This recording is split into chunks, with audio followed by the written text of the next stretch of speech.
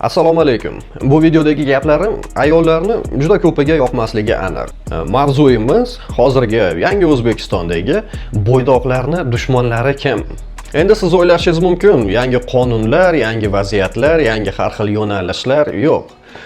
Endi erkaklar, otalar, bo'ydoqlar o'zlari indamay o'tirishibdimi? Hatabi chiqib gapirmasdan bu mavzularda. Demak, hamma erkaklar rozi. Shuning uchun vaziyatga, hozirgi holatga, oila muvozanatiga erkaklar moslashishi kerak. Shuning uchun hozir men haqiqat bo'lgan vaziyatlarni sizga oshkor qilmoqchiman. Buni mana shu yo'lini tanladim, ya'ni dushmanlarini ko'rsataman. Lirikani chekkaga chiqaramizda maqsadga o'tamiz. Yangi O'zbekistondagi bo'ydoqlarni, erkaklarni va otalarni dushmanlari kim? Yozib olganman aytgancha. Birinchisi bu o'zgarayotgan qonunlarni, o'zgarayotgan vaziyatlarni, o'zgarayotgan har xil tushunchalarni va o'zgarayotgan zamonni inobatga olmasdan sizga maslahat beradigan odamlar. Mutaxassislar har xil internetga chiqib olib, har xil oilalarda to'g'rilayman, oiladagi munosabatlar haqida gapiraman deb gapirayotgan, o'zlari bilan o'zlari podkast qilib yurganlar. Bularda ichida endi har xil bir ikkita domlar ham bor, keyin psixologlar bor, keyin yana boshqacha mutaxassis, seksolog, seksopatologlar bor endi. Agar mana shu odamlar hozirgi oila kodeksini inobatga olmasdan, oila kodeksi nimaligini bilmasdan, hech bo'lmasa qo'liga ushlab ochib o'qib ko'rmagan bo'lsa, bu odamning maslahatini eshitish keragi yo'q. Chunki er-xotinning o'rtasida albatta qonuniy nikoh bo'ladi. Bu qonuniy nikohning asosi bu oila kodeksi. Oila kodeksini bilmaydigan odam bilan maslahatlashishda keragi yo'q. Agar sizga birorta maslahat beryapti, oila kodeksini inobatga olmayaptimi? Demak, bu odam yoki ahmoqroq yoki sizni dushmaningiz bu. Shu sababli agar uylanmoqchi bo'lsangiz, sizni birinchi qiladigan ishingiz yuristning oldiga borib konsultatsiyasini olish. Har xil holatlardan, har xil sizni boshingizga egadigan vaziyatlardan asraydi. Mana shu 500 ming so'm ketadigan pulingiz, endi bilmayman yuristlarning konsultatsiyasi qancha. Meni taxminim bo'yicha 500 mingcha примерно. Может arzonroqdir. Mana shu ketgan pulingiz sizni 500 million yoki 5 million yoki 50 million yoki sizni asablaringizni, hayotingizni, umringizni saqlab qolishi mumkin hattoki. Sizni do'stingiz bu vaziyatda oila kodeksini bilgan yurist. Keyingi bo'ydoqlarni, otalarni dushmani bu sizga farqi yo'q qanaqa mutaxassis, qaysi yo'nalishda mutaxassis. Lekin sizga agar gaplarini orasidami yoki atayla mana shu gapni gapiradigan bo'lsa, ya'ni bu gap nima? Farzand otaniki dedimi? Bilavering bu odam yoki ahmoq yoki sizni dushmaningiz. Chunki agar bola otaniki bo'lsa, bizning jamiyatimizda aliment to'layotgan odamlar ayollar bo'lishi kerak edi. Chunki bola otaniki, otada qoladi. Lekin bizda aliment to'layotgan odamlarda 99% bular erkaklar. Demak, bola, farzand onaniki. Bundan tashqari huquq borasida qaraydigan bo'lsangiz bu vaziyatga, agar oilada ona, sizni xotiningiz xohlamayotgan bo'lsa farzand ko'rishdi. Demak, sizlarda farzand bo'lmaydi. Sizda hech qanaqa qonuniy chora ko'rish ilojisi yo'q. Siz maksimum qiladigan ishingiz yalinib, "Ke farzandli bo'laylik" deb yalinib ko'rishingiz mumkin. Atak majburlanmaysiz. Qonuniy richag yo'q sizda. Agar xotiningiz farzandli bo'lmoqchi bo'lsa, u farzandli bo'ladi. Agar sizdan bo'lmasa, borib boshqasidan bo'lib kelishi mumkin. Mana shunaqa qonunlar. Bu degani farzand 100% onaniki degani. Aniqroq qilib aytadigan bo'lsam, farzandga ona polniy monopoliyaga ega. Onaniki.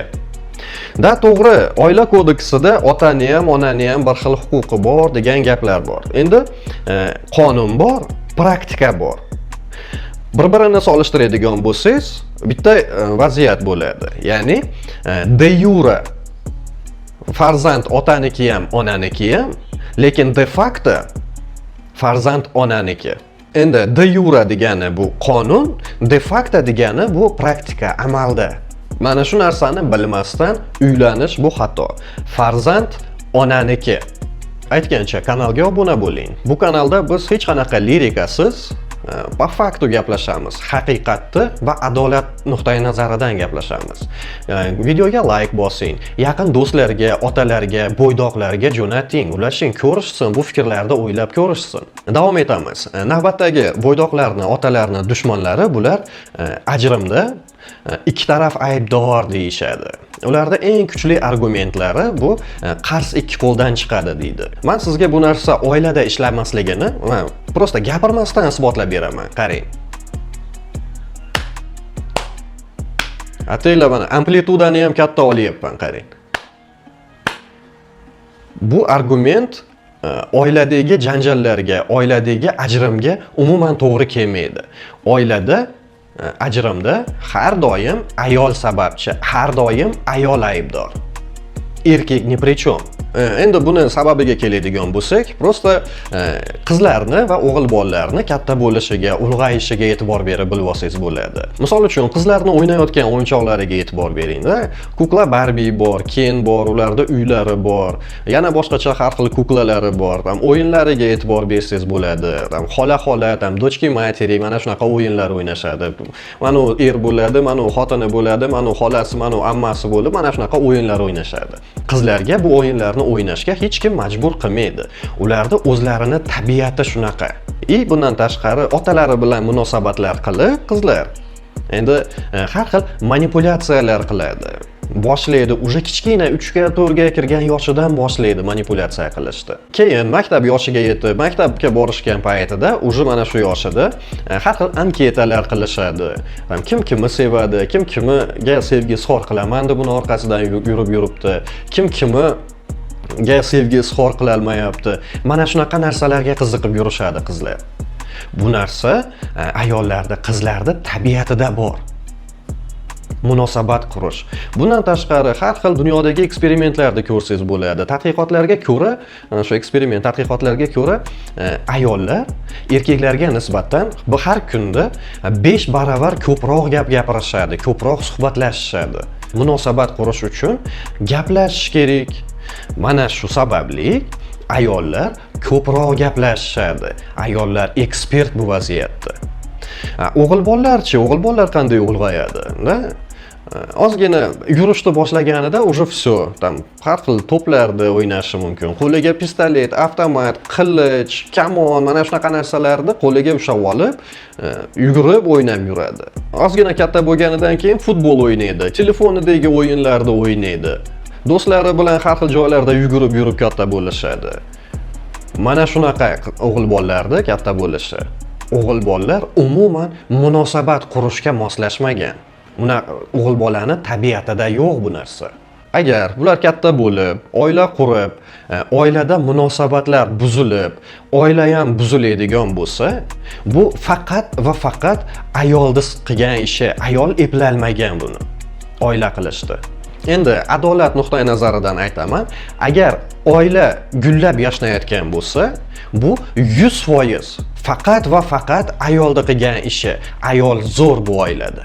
Agar oila buzilib, chirib to'kiladigan bo'lsa, to'kilib ketadigan bo'lsa, bu vaziyatda ham faqat va faqat ayol aybdor, ayol sababchi.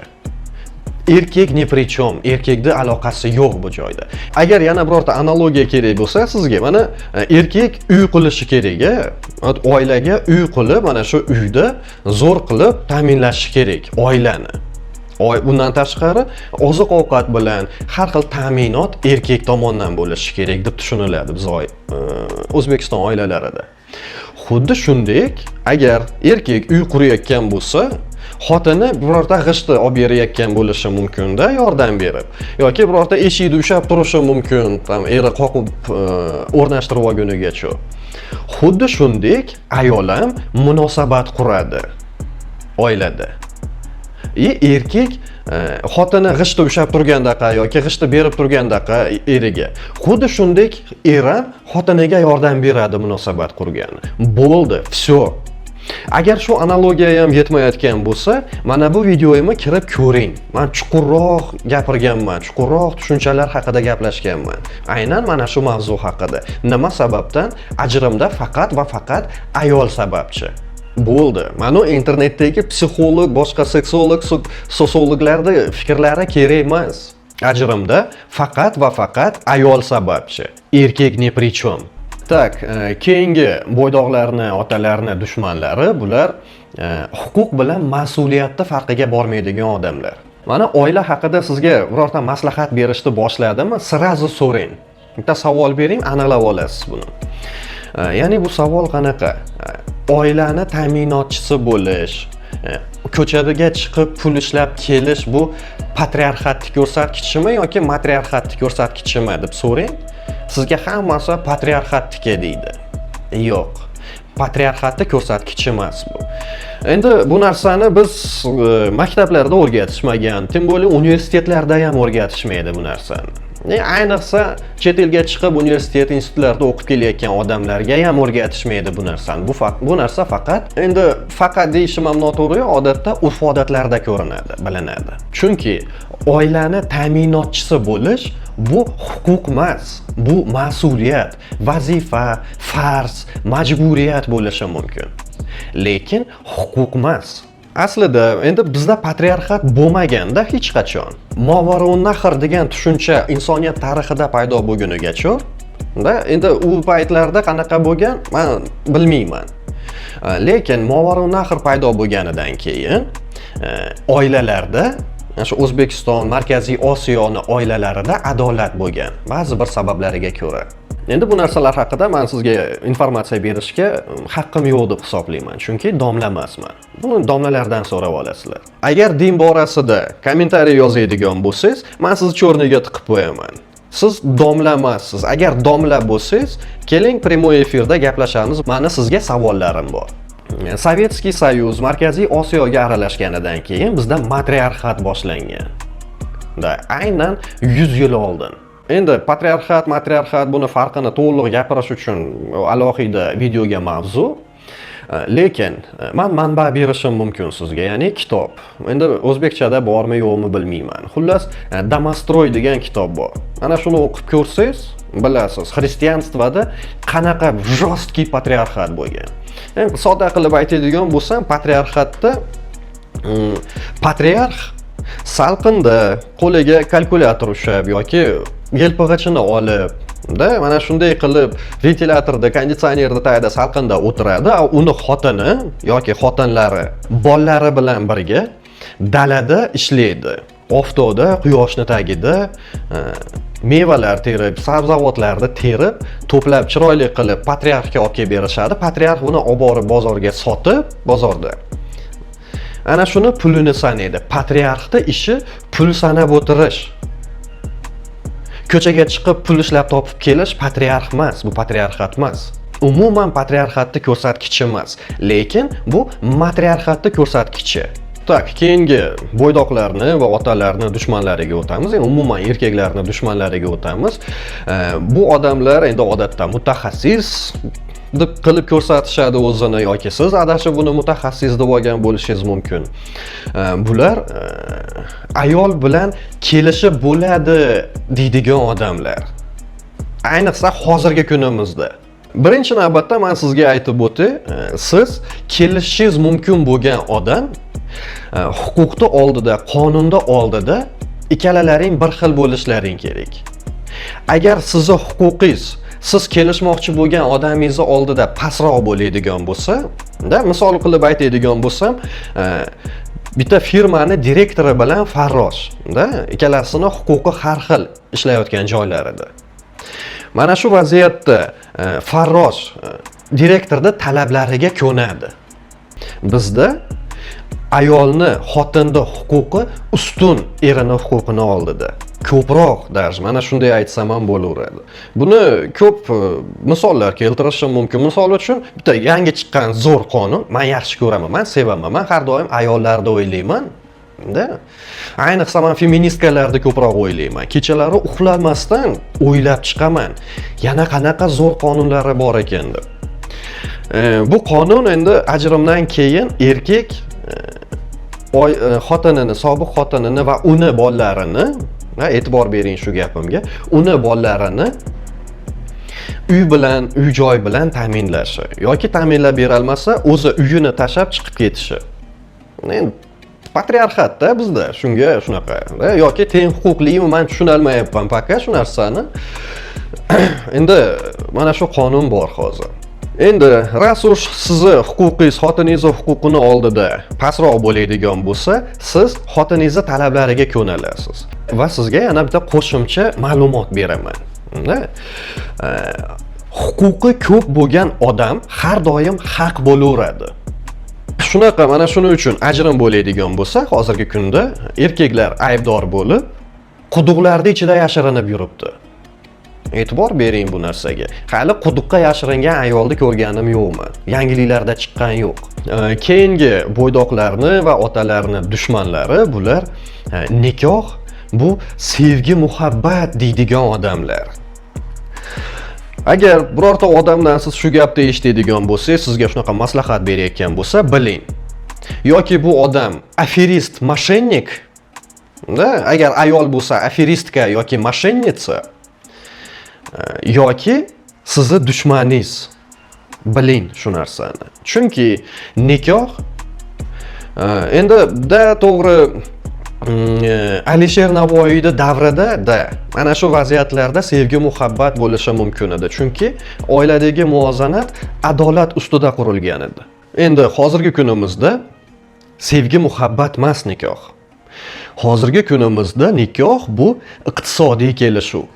Ayniqsa qonuniy nikoh bu iqtisodiy kelishuv. Mana shu narsani, mana shu yozuvni yozib, telefoningizga yozib oling, foningizda tursin, esingizdan chiqib qolmasin shu narsa. Endi nima uchun iqtisodiy kelishuv? Mana qonuniy nikoh, endi men ZAGS deyman. ZAGS deylik, shu qisqaroq va soddaroq bo'ladi. ZAGS bu birinchi navbatda ayolga, erkakka emas, ayolga ijtimoiy kafolat beradigan kelishuv, qonun bu. Ya'ni bu sotsialniy garantiya. Ya'ni ajrim bo'ladigan bo'lsa, ayol farzandlari bilan, o'zini farzandlari bilan birga ko'chada qolmasligi uchun, har xil moliyaviy poddershka bo'lishi uchun ayolga mana shunaqa kelishuv, sevgi, muhabbat emas. Endi agar mabodo sizni qarshingizda o'tirib, sizga turmushga chiqmoqchi bo'lgan qiz nikohni sevgi, muhabbat deb sizga quloqlaringizga zalivat qilayotgan bo'lsa, srazu aytingchi, agar ajrimdan keyin faqat farzandlar otada qoladigan bo'lsa, keyin onalar aliment to'laydigan bo'lsa, keyin onalar ishlab pul topib, onalar ishlab topgan puli ikkiga bo'linadigan bo'lsa, keyin farzandlar otada qolib, ona otani uy bilan ta'minlab berishi kerak bo'lgan vaziyat bo'ladigan bo'lsa, mana shunaqa holatlarda ham menga turmushga chiqarmiding deb so'rab ko'ring. Keyin bir xulosa qilib ko'ring. Chunki bizning konstitutsiyamizda erkak ham, ayol ham jinsiga qaramasdan teng degan joyi bor. Hamma jinsiga qaramasdan hamma teng degan joyi bor. Keyingi otalarni va bo'ydoqlarni dushmanlari, bular ayoling deb gapirishadi. Endi sen ayolingni boqishing kerak, sen ayolingni unaqa qilishing kerak, seni ayolingda endi deydigan odamlar. O'zbekistonda qullik davrlar yo'q. U qadimda edi qullik. Lekin sizni rasmiy xotiningiz bo'lishi mumkin. Endi qonuniy nikohlaring bo'lsa, sizni rasmiy xotiningiz bo'lishi mumkin. Lekin sizni ayolingiz bo'la olmaydi. U xohlagan paytida, xohlaganicha ishini qiladi va siz hech narsa qila olmaysiz. Agar ketaman desa, u ketaveradi. Sizni qonuniy huquqingiz yo'q hech qanaqa uni ushlab qolishga. U sizniki emas, sizni shaxsiy mulkingiz emas. U erkin odam. Mana shu narsani bilib oling, o'zingizga tushuntirib bering, ilojisini qiling, miyangizga singdiring shu narsani. Har xil illyuziyalarda yashab yurmang. Meniki u deb, meni qizim, sevgan qizim deb. Yo'q, u sizni qizingiz emas. U erkin odam. Sizni ayolingiz emas, u erkin odam. Prosta mana shunaqa mani ayolim, mani qizim degan tushunchalarda odamlar, erkaklar juda ko'p xatolarga yo'l qo'yishadi. Tak, keyingi otalarni va bo'ydoqlarni dushmanlari bular ayolni gapidan va ayolni ko'z yoshlaridan har xil jabrlandim deb ko'rsatib yuborgan vaziyatidan xulosa qiladigan odamlar. Farqi yo'q, erkakmi, ayolmi, farqi yo'q. Endi nimaga bunaqa deydigan bo'lsangiz, men mana bu videoyimda chuqurroq gapirganman bu mavzu haqida. Endi hozir qisqacha aytib o'taman. Misol uchun Navoiyni g'azallarini o'qigan bo'lsangiz, ayniqsa Hayratul Abrorni o'qigan bo'lsangiz, siz buni bilishingiz mumkin.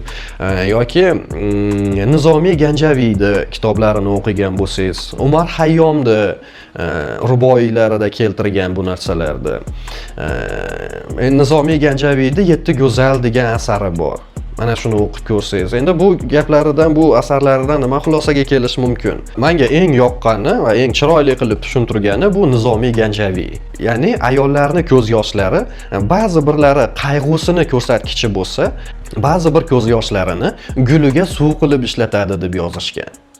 Mana shuning uchun agar ayolning munosabatlariga ta'sir qiladigan vaziyat bo'lsa, ayolni gapiga va ayolni ko'z yoshlariga ishonib qolmaslik kerak.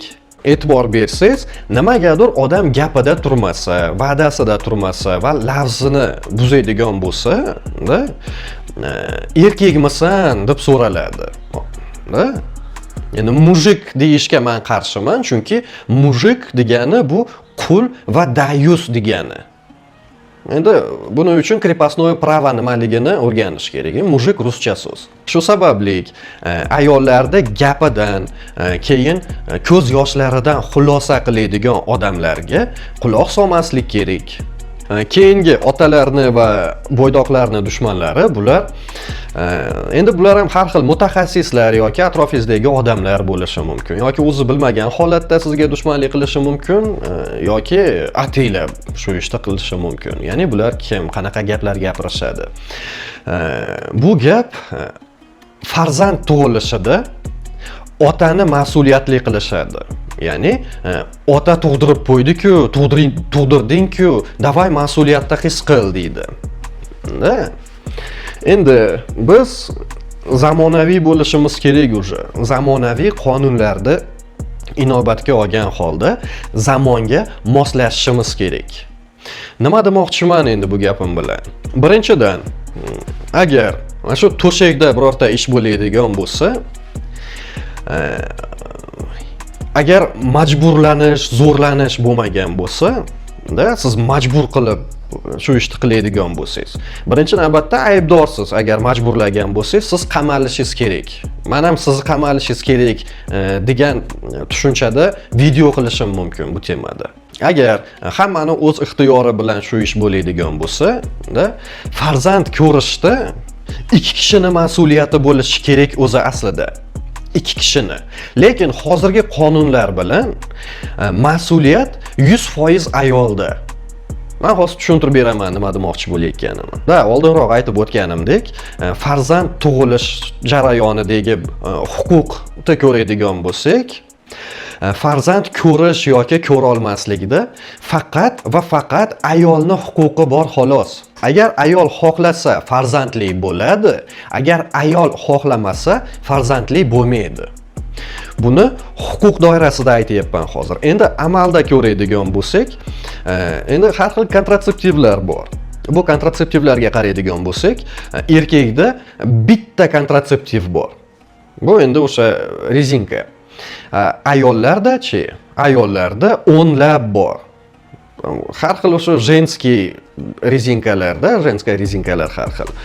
Yoki spiral bor, yoki dorilar bor har xil, protivozachatochniy dorilar bor. Shunga o'xshagan o'nlab dorilar bor, xullas, kontratseptiv bor ayollarda. Lekin erkakda bitta xolos. Agar xirurgicheskiy momentlarini inobatga oladigan bo'lsak, polni kesib tashlash bor erkakda yoki vazektomiya bor. Unda o'sha urug'ning yo'lini to'sib qo'yadigan muolaja. Endi bu kastratsiya bilan bir xil narsa bu narsa. Endi huquqni ham inobatga olib va amaldagi praktikani ham unda har xil kontratseptivlarni ham inobatga oladigan bo'lsak va ikkala odamni ham shu to'shakka yotish xohishini inobatga oladigan bo'lsak, farzand tug'ilishida 100% ayol sababchi. Erkak emas. Erkakda huquqiy richagi ham yo'q. Bundan tashqari ayol ozgina yo'q deydigan bo'lsa ham, erkakni qamatib yuborishi mumkin. Endi ko'p ayollar menga majburlanish yoqadi deydigan ayollar bor. Bunaqa provokatsiyalarga ko'nmanglar, yigitlar. Endi men bu narsani nafaqat oilada, ko'chadagi holatlarda ham aytayapman. Albatta zino qilishni keragi yo'q. Endi men kimman-da, shtop siz meni zino qilmang degan maslahatimga amal qilishingiz uchun. Men sizni otangiz emasman yoki akangiz emasman. Shu sababli, lekin bilib oling, men informatsiya gapiryapman sizga xolos. Faqat va faqat informatsiya xolos, hech qanaqa maslahat emas. Bu videodagi meni gapirayotgan gaplarim faqat ma'lumot xolos. Endi huquqim, kontratseptivam va ayolning tanasiga bo'lgan dostupim faqat ayolning qo'lida bo'lgani uchun farzand tug'ilishiga faqat va faqat ayol sababchi, erkak emas. Xuddi shuningdek, huquqi ko'p bo'lganidan keyin mas'uliyatni ham his qilishi kerak ayol. Hatto bu qonuniy huquqiy bo'lmasa ham mas'uliyat. Alimentni baribir otani bo'yniga ilib qo'yishadi. Farqi yo'q, zaksda bo'lganmi, nikohda bo'lganmi bu bola yoki nikohda emasmi. Farqi yo'q, baribir otasi dokazat qilinsa, kimligi topilsa, isbotlansa sudda, ekspertizalar bilan, DNK testlar bilan otani bo'yniga yuklanadi baribir. Lekin bu vaziyatda to'liq mas'uliyatni, aynan moralniy, axloqiy mas'uliyatni ham ayolda o'zi his qilishi kerak, erkak emas. Unaqa tug'dirib qo'ydingmi, endi ta'minla, tug'dirib qo'ydingmi, endi mas'uliyatni his qil deb erkakka gapiriladigan davrlar tugadi. Yo'q, xush kelibsizlar 21-asrga. Keyingi otalarni va bo'ydoqlarni dushmanlari bular huquqsiz mas'uliyat nimaligini bilmaydigan odamlar. Ya'ni bular kim? Internetga chiqib olib har xil gaplarda vaja-vaja qilib gapiradigan odamlar, bularda ichida psixologlar bor, seksologlar bor, seksopatologlar bor, bir ikkita oila temasida gapiradigan domlalar ham bor. Xudoga shukr, bir ikkita xolos. Unaqalar ko'p emas. Endi huquqsiz mas'uliyat nima degani? Mana qo'shningizni mashinasi bor, tasavvur qilaylik, bitta zo'r Gentrasi bor. Bu mashina faqat qo'shningizga tegishli, qo'shningizning nomiga oformlyatsiya qilingan, rasmiylashtirilgan. Bu mashinani faqat qo'shningiz minib yuradi, qo'shningiz birortasiga berishi mumkin emas, "San endi men bu mashinani" deb yoki sotib yuborishi mumkin yoki arendaga berib qo'yishi mumkin. Xohlagan ishini qiladi bu mashina bilan. Lekin bu mashinani benzinini siz quyadigan bo'lsangiz, yog'ini siz almashtiradigan bo'lsangiz va buzilib qolsa siz ta'mirlashingiz kerak bo'lsa, mas'uliyat sizning bo'yningizda bo'ladi. Mana shu holat, mana shu huquqsiz mas'uliyat degani. Bu vaziyat sizni qul qiladi. Qullikning vaziyati bu. Shunaqa gaplar, sizlar nima deb o'ylaysizlar? Kommentariyda o'zlaringiz fikrlaringizni yozinglar, obuna bo'linglar, like bosinglar. Meni ish qilayotgan ishlarim sizlarga yoqayotgan bo'lsa, yaqinlarga, do'stlarga, yoru birodarlarga, uylanmaganlarga, uylanganlarga даже, o'g'il katta qilayotganlarga ayniqsa jo'nating, ko'rsin, fikrlab ko'rsin bu narsalar haqida. Shunaqa gaplar, o'zlaringizni ehtiyot qilinglar, ko'rishguncha.